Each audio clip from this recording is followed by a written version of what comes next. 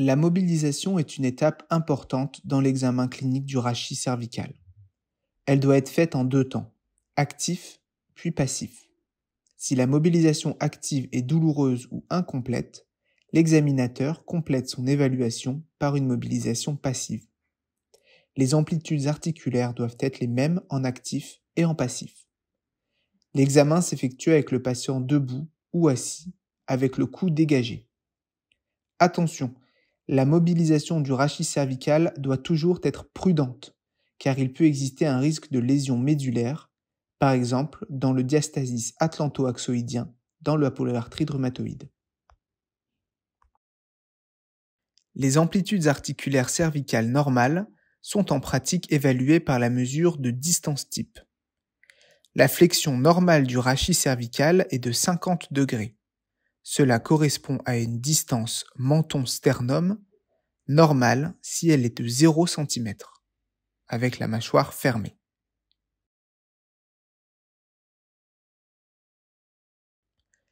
L'extension normale du rachis cervical est de 60 degrés. Cela correspond à une distance menton-sternum normale si elle est supérieure à 10 cm. L'inclinaison latérale normale du rachis cervical est de 45 degrés. On parle de l'étude du rachis cervical bas avec C3 à C7. Cela correspond à une distance tragus-acromion normale si elle est de 11 cm. La rotation normale du rachis cervical est de 85 degrés. On étudie alors le rachis cervical haut, C1 et C2.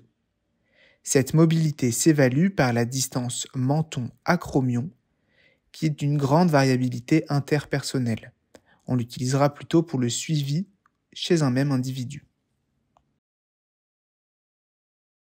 Le patient réalise d'abord une mobilisation cervicale active en suivant la séquence suivante. Flexion,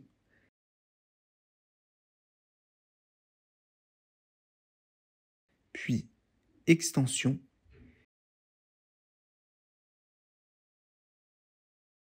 puis inclinaison,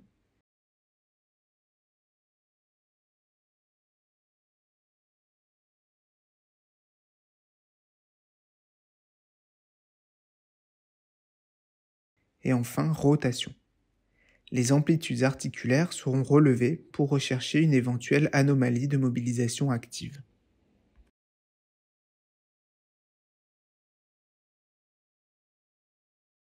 L'examinateur réalisera ensuite une mobilisation cervicale passive en suivant la séquence suivante.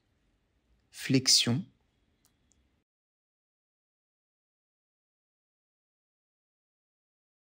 puis extension,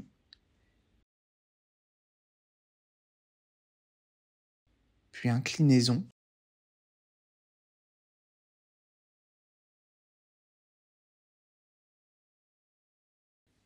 et enfin rotation.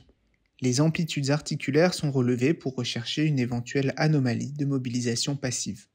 La comparaison des amplitudes articulaires cervicales actives et passives permet de suspecter des lésions cervicales spécifiques en fonction de la clinique. La mobilisation du rachis dorso-lombaire est une étape importante dans l'examen clinique du rachis.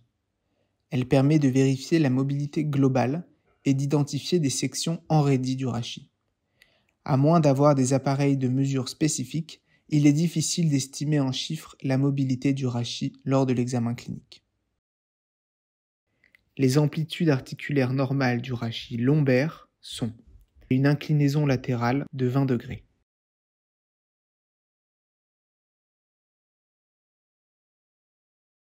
une rotation de 10 à 15 degrés,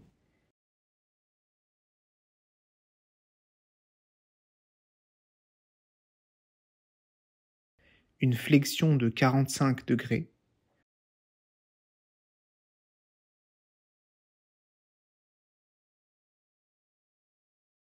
une extension de 45 degrés,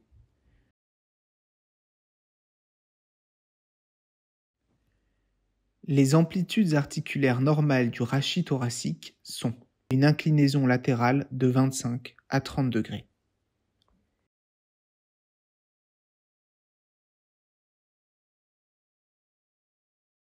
Une rotation de 50 à 70 degrés.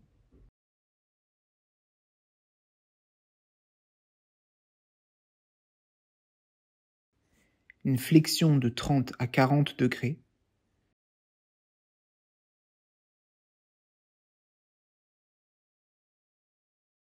Une extension de 20 à 30 degrés.